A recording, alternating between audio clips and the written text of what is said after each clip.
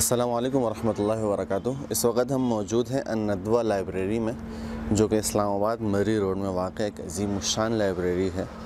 ये न सिर्फ़ एक अज़ीमुश्शान लाइब्रेरी है बल्कि नज़्म व ज़ब्त और ख़ूबसूरती के हिसाब से भी ये लाइब्रेरी अपनी मिसाल आप है। इसे एशिया की सबसे बड़ी लाइब्रेरी भी कहा जाता है। आज हम आपको इस लाइब्रेरी का विज़िट कराएंगे और दिखाएंगे कि ये लाइब्रेरी किस कदर एक अज़ीमुश्शान है और यहाँ पर हज़ारों की तादाद में जो नवादिर नुस्खे हैं वो मौजूद हैं। बेहतरीन और मुफीद कुतुब, दीगर तकरीबन हज़ारों मौज़ूआत पर हज़ारों किताबें, लाखों किताबें यहाँ पर मौजूद हैं। ये पहला हॉल है इस लाइब्रेरी का। आइए हम चलेंगे, आपको मज़ीद इस लाइब्रेरी के जितने हॉल्स हैं वो हम आपको दिखाएंगे। आपको ये दिखाते चलें कि यहाँ पर आने वाले अक्सर व बेशतर वो तलबा होते हैं, वो स्टूडेंट्स होते हैं जो अपने पीएचडी के थीसिस पर काम कर रहे होते हैं, फिल के थीसिस पर। वो यहाँ पर आते हैं, उन्हें बाकायदा तमाम सहूलियात दी जाती हैं, उन्हें 3 वक्त का खाना दिया जाता है, रिहाइश दी जाती है, उनके कपड़े धोने के लिए, इस्त्री करने के लिए बाकायदा यहाँ पर धोबी का इंतज़ाम मौजूद होता है। हर तरह की सहूलियात दी जाती हैं, सिर्फ़ इस गर्ज़ से कि वो यहाँ आकर अपना तहकीकी काम करें, तालीमी काम करें। ये पहला हॉल था। इसके बाद हम चल रहे हैं दूसरे हॉल की तरफ। आपको दिखाएंगे कि किस कदर ये एक दिलचस्प लाइब्रेरी है, किस कदर ख़ूबसूरत लाइब्रेरी है और ऐसी लाइब्रेरियों का मौजूद होना किस कदर ज़रूरी है। ये देखें, ये हम दूसरे हॉल में आ चुके हैं। ये है दूसरा हॉल। अगर कंप्यूटर की ज़रूरत पड़े तो यहाँ पर ये पूरा केबिन एक तालिब इल्म को दे दिया जाता है काम करने के लिए। इस तरह के दीगर भी बनाए गए हैं, तो बिल्कुल रिलैक्स होकर, इजी होकर हर स्टूडेंट अपना काम कर सकता है। ये दूसरा हॉल है। फतावा जात, यहाँ पर अक़ाइद पर, तसव्वुफ़ पर, तक़ाबुल अदियान पर, मुख्तलिफ़ लुग़ात पर, हज़ारों मौज़ूआत पर यहाँ पर लाखों किताबें मौजूद हैं। ये सिर्फ़ अभी हम दूसरे हॉल में आए हैं।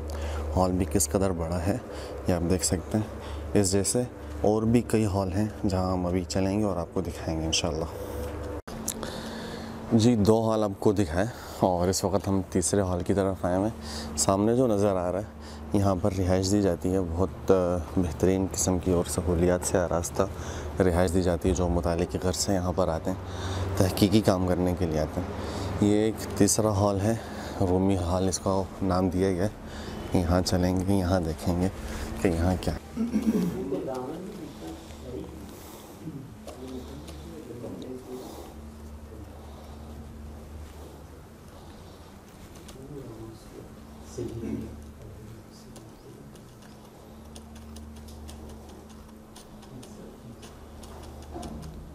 जी, ये चौथा हॉल है। 3 हॉल आपको दिखा चुके हैं। इसका नाम इन्होंने लिखा हुआ है हसनी हॉल, हज़रत मौलाना सैयद अबुल हसन अली अन-नदवी रहमहुल्लाह, जो कि ख़ुद भी एक बहुत ही बड़े मुसन्निफ़ और बहुत ही इल्मी और तहक़ीक़ी शख्सियत थे। तो इनके नाम पर जो हॉल बनाया गया, अब यहाँ चलते हैं।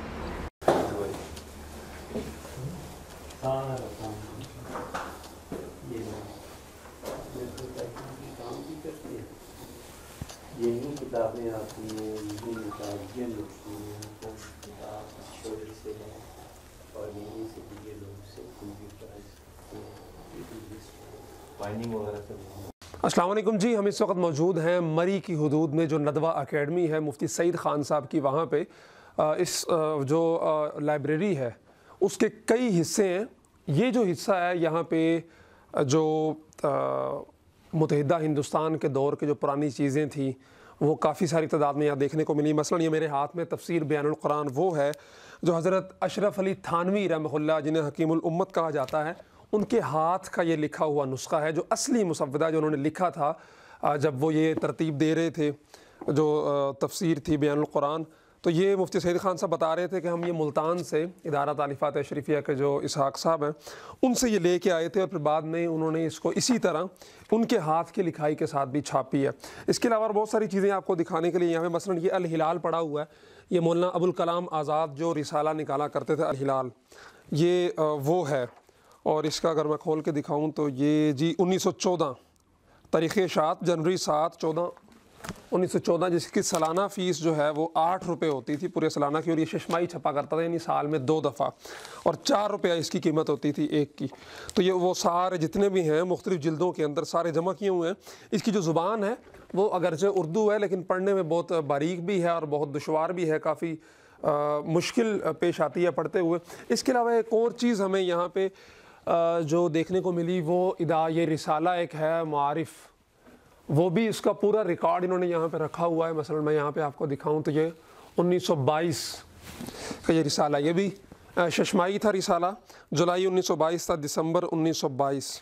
और ये जो मुआरिफ है, ये दारुल देवबंद का रिकॉर्ड है, इसमें सारा शुरू से लेके आखिर तक ये अब भी छप रहा है। और यहाँ पे इस लाइब्रेरी में, नदवा लाइब्रेरी में, शुरू से लेके अब तक के तमाम रिसाले जो हैं यहाँ पे मौजूद है। सिर्फ यही नहीं, ये देखें ये सारे पड़े हुए 1984, 84, 85, 85, 86, और ये नीचे भी ये 2009, 10, और ये पीछे सारे गोलाई में पड़े हुए हैं।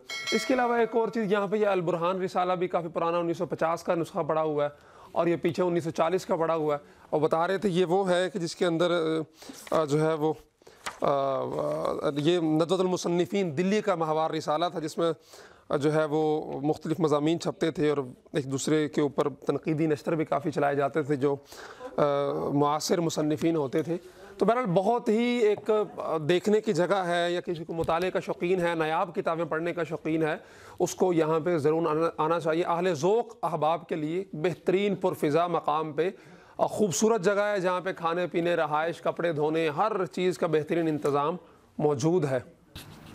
किसी को कोई भी किताब ज़रूरत होती है तो वो यहाँ आता है इस जगह पे, तो वो किताब लेके यहाँ आ जाए तो उसको यानी कॉपी की जाती है, और ये इदारे की तरफ से यानी उसको कॉपी कर लें, या तो वो ख़ुद लेके जाना चाहे तो फ़ोटो कॉपी ख़ुद लेके चला जाता है वो साथी, वरना ये कि कहते हैं कि हमें एड्रेस बता दिया जाए तो हम उसके पते पर इरसाल कर लेते हैं, और ये सारा ख़र्चा इदारे के ज़िम्मे है। तो ये बहुत अच्छी चीज़ है, यानी इसको दूसरे इदारों को भी चाहिए कि इस चीज़ को अपने अपने इदारों में शुरू करें। ज़ाहिर है कुछ तलबा ऐसे होते हैं कि जो माशी लिहाज से बहुत कमज़ोर होते हैं, कि दूसरे इदारों में जब मसलन बंदा जाता है तो कुतुब खाने वाले जो होते हैं वो उनके पास एक ही नुस्खा रखा होता है, अब वो दे भी नहीं सकते क्योंकि एक ही नुस्खा होता है। लेकिन इन्होंने अपने यहाँ ये एक बड़ी अच्छी तरतीब बनाई हुई है कि फ़ोटो कॉपी कर लें, ख़ुद लेके जाना चाहें तो ख़ुद लेके चले जाएँ, वरना बसूर ज़िक्र है कि आपने जो एड्रेस लिखा है उस एड्रेस पर इंशाल्लाह चीज़ पहुँच जाती है।